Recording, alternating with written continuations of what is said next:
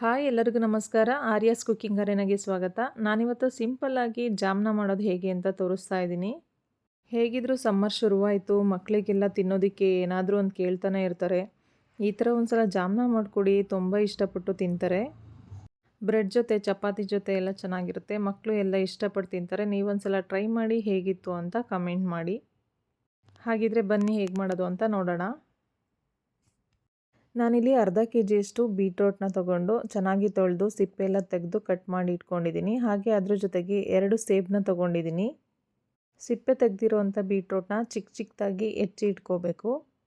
ತುಂಬ ಕಡಿಮೆ ಪದಾರ್ಥಗಳನ್ನ ಬಳಸ್ಕೊಂಡು ಆರೋಗ್ಯಕರವಾಗಿ ಮನೆಯಲ್ಲೇ ಜಾಮ್ನ ಮಾಡ್ಕೊಳ್ಳೋದು ಹೇಗೆ ಅಂತ ತೋರಿಸ್ತಾ ಇದ್ದೀನಿ. ಇಷ್ಟ ಆದರೆ ಲೈಕ್ ಮಾಡಿ, ಹಾಗೆ ಫ್ರೆಂಡ್ಸು ಫ್ಯಾಮಿಲಿ ಜೊತೆ ಶೇರ್ ಮಾಡಿ. ಕಟ್ ಮಾಡಿ ಇಟ್ಕೊಂಡಿರೋವಂಥ ಬೀಟ್ರೋಟ್ನ ಒಂದು ಪ್ಯಾನ್ಗೆ ಹಾಕೋತಾ ಇದ್ದೀನಿ. ನಂತರ ನಾನಿಲ್ಲಿ ಸೇಬಿಂದು ಸಿಪ್ಪೆನ ತೆಗೆದು ಅದನ್ನು ಕೂಡ ಚಿಕ್ಕ ಚಿಕ್ಕದಾಗಿ ಕಟ್ ಮಾಡಿ ಇಟ್ಕೋತಾ ಇದ್ದೀನಿ.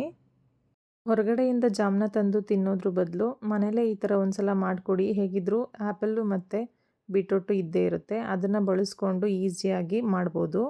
ಇವಾಗ ಕಟ್ ಮಾಡಿ ಇಟ್ಕೊಂಡಿರೋ ಅಂಥ ಸೇಬನ್ನು ಕೂಡ ಪ್ಯಾನಿಗೆ ಹಾಕೋತಾ ಇದ್ದೀನಿ. ಹಾಗೆ ಅರ್ಧ ಲೋಟ ಅಷ್ಟು ನೀರನ್ನ ಹಾಕಿ ಸ್ಟವ್ ಆನ್ ಮಾಡಿ ಪ್ಯಾನ್ನ ಇಟ್ಟು ನೀರನ್ನ ಜಾಸ್ತಿ ಹಾಕಕ್ಕೆ ಹೋಗ್ಬೇಡಿ. ಅರ್ಧ ಲೋಟ ಅಷ್ಟು ಮಾತ್ರ ನೀರನ್ನ ಹಾಕಿ, ನಾನು ಕಾಫಿ ಗ್ಲಾಸಲ್ಲಿ ಅರ್ಧ ಲೋಟ ಅಷ್ಟು ನೀರನ್ನ ಹಾಕಿದ್ದೀನಿ. ಈಗ ಒಂದು ಸಲ ಚೆನ್ನಾಗಿ ಮಿಕ್ಸ್ ಮಾಡಿ ಒಂದು ಲಿಡ್ನ ಕ್ಲೋಸ್ ಮಾಡಿ ಬೇಯೋದಕ್ಕೆ ಬಿಡಿ.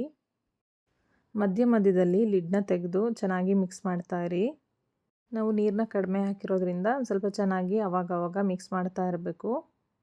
ಬೀಟ್ರೋಟು ಒಂದು 70% ಬೇಯೋ ಅಷ್ಟು ನಾವು ಬೇಯಿಸ್ಕೋಬೇಕಾಗುತ್ತೆ. ಆ್ಯಪಲ್ಲು ಮತ್ತು ಬೀಟ್ರೋಟ್ನ 5ರಿಂದ 10 ನಿಮಿಷ ಚೆನ್ನಾಗಿ ಬೇಯಿಸ್ಕೊಂಡ್ರೆ ಬೆಂದಿರುತ್ತೆ. ನೋಡಿ, ಇವಾಗ ಆ್ಯಪಲೆಲ್ಲ ಚೆನ್ನಾಗಿ ಸ್ಮ್ಯಾಶ್ ಆಗ್ತಾ ಇದೆ.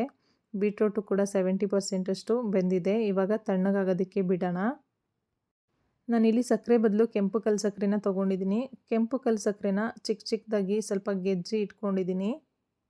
ನೋಡಿ, ಇವಾಗ ಬೇಯಿಸ್ಕೊಂಡಿರೋವಂಥ ಬೀಟ್ರೋಟು ಮತ್ತು ಸೇಬು ಕಂಪ್ಲೀಟಾಗಿ ತಣ್ಣಗಾಗಿದೆ. ಕಂಪ್ಲೀಟಾಗಿ ತಣ್ಣಗಾದ್ಮೇಲೆ ಒಂದು ಮಿಕ್ಸಿ ಜಾರ್ನ ತೊಗೊಂಡು ಬೀಟ್ರೋಟು ಮತ್ತು ಸೇಬನ್ನು ಹಾಕಿ ನೀರು ಹಾಕ್ದೇ ನುಣ್ಣಗೆ ರುಬ್ಕೋಬೇಕು. ರುಬ್ಬಿರೋವಂಥ ಮಿಶ್ರಣನ ಒಂದು ಬಾಣಲಿಗೆ ಹಾಕೋತಾ ಇದ್ದೀನಿ. ಹಾಗೆ ಉಳಿದಿರೋ ಬೀಟ್ರೋಟನ್ನು ಕೂಡ ನುಣ್ಣಗೆ ರುಬ್ಕೊಂಡು ಬಾಣಲಿಗೆ ಹಾಕೋತಾ ಇದ್ದೀನಿ.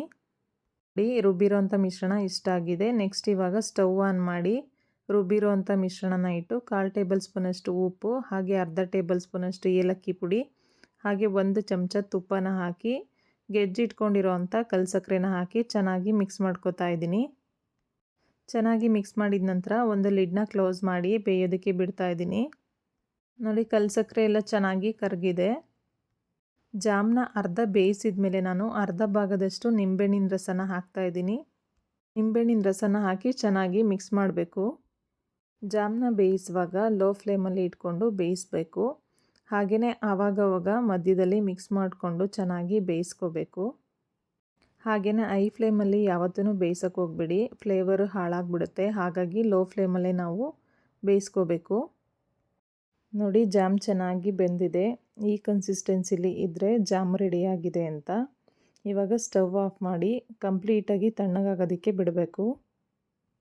ಜಾಮು ಕಂಪ್ಲೀಟಾಗಿ ತಣ್ಣಗಾದ್ಮೇಲೆ ಒಂದು ಗಾಜಿನ ಬಾಟ್ಲಿಗೆ ಹಾಕಿ ಸ್ಟೋರ್ ಮಾಡಿ ಇಡ್ತಾ ಇದ್ದೀನಿ. ಇದನ್ನು ಫ್ರಿಡ್ಜಲ್ಲಿ ಇಟ್ಕೊಂಡು ಎಷ್ಟು ದಿನನಾದರೂ ಯೂಸ್ ಮಾಡ್ಕೋಬೋದು.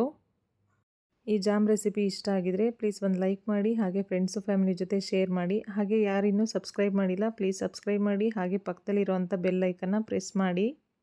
ನನಗಂತೂ ಈ ಹೋಮ್ ಮೇಡ್ ಜಾಮು ತುಂಬ ಇಷ್ಟ ಆಯಿತು. ಟೇಸ್ಟ್ ಅಂತೂ ಸಖತ್ತಾಗಿತ್ತು. ನಮ್ಮನೇಲಿ ಎಲ್ಲರೂ ಇಷ್ಟಪಟ್ಟು ತಿಂದರು. ಐ ಹೋಪ್ ನಿಮಗೂ ಇಷ್ಟ ಆಗುತ್ತೆ ಅಂತ ಅಂದ್ಕೊಂಡಿದ್ದೀನಿ. ಹಾಗೆ ಇನ್ನೂ ಮತ್ತಷ್ಟು ಈಸಿ ರೆಸಿಪೀಸ್ಗೆ ಆರ್ಯಾಸ್ ಕುಕಿಂಗ್ ಅರೇನಾ ಚಾನಲ್ನ ಸಬ್ಸ್ಕ್ರೈಬ್ ಮಾಡಿ. ನೋಡಿ, ಆರೋಗ್ಯಕರವಾಗಿರುವಂಥ ಜಾಮು ರೆಡಿಯಾಗಿದೆ. ನೀವು ಮಕ್ಕಳು ಸ್ನ್ಯಾಕ್ಸ್ ಬಾಕ್ಸಿಗೆ ಹಾಗೆ ಆಫೀಸಿಗೆ ಎಲ್ಲದಕ್ಕೂ ಕೂಡ ತಗೊಂಡೋಗ್ಬೋದು. ತುಂಬ ಈಸಿಯಾಗಿ ಚೆನ್ನಾಗಿರುತ್ತೆ. ನೀವು ಒಂದ್ಸಲ ಟ್ರೈ ಮಾಡಿ. Thank you all. Thanks for watching.